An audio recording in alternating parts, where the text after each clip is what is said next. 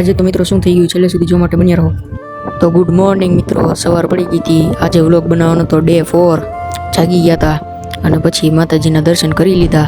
માતાજીના દર્શન કરીને ગાડલા લઈ લીધા અને રૂમમાં મૂકી આવ્યો. ગાડલાને રૂમમાં મૂકી આવ્યા પછી હું થઈ ગયો નીચે હાલતો ફ્રેશ થવા માટે અને નાસ્તો કરવા માટે. ફટાફટ નીચે પોગીને નાની માના રૂમમાં ગરી ગયો અને નાસ્તો કરી લીધો અને ફ્રેશ થઈ ગયો. ફ્રેશ થઈને હું ઉપરના રૂમમાં જવા નીકળી ગયો, કેમ કે 5G તો ત્યાં જ આવે છે. હવે તો બધાને ખબર હશે જ તે. ત્યાં ઉપરના રૂમમાં જઈને ઘડીક 5Gનો આનંદ માણ્યો અને ઘડીક આરામ કર્યો. ત્યારબાદ 2 કલાક પછી હું નીચે જવા નીકળી ગયો, કેમ કે પછી નીચે પણ જવાનું હતું અને નાસ્તો પણ કરવાનો હતો અને વાડીએ પણ જવાનું હતું. અને મિત્રો આજે તો ગરમી ખૂબ જ હતી. તમે કોમેન્ટમાં જણાવજો કે તમારે ત્યાં ગરમી કેવી છે.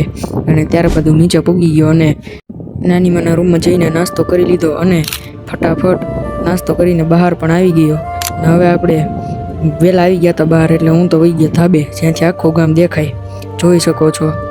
અને સામે તમે જોઈ શકો છો જે ઘાસ છે એ છે અમારી વાડી અને આ છે માતાજીનું મંદિર. ને ત્યારબાદ હું નીકળી ગયો વાડીએ જવા.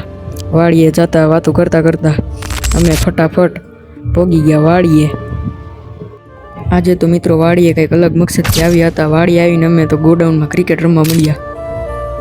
ત્યારબાદ ક્રિકેટ રમીને અમે તો હાલતા થઈ ગયા પાછા ઘરે જવા માટે, વાતો કરતાં કરતાં. આજે તો મિત્રો ગામમાં આવીને ચાપે જોયું, ત્યાં તો બધા છોકરા ક્રિકેટ રમતા હતા.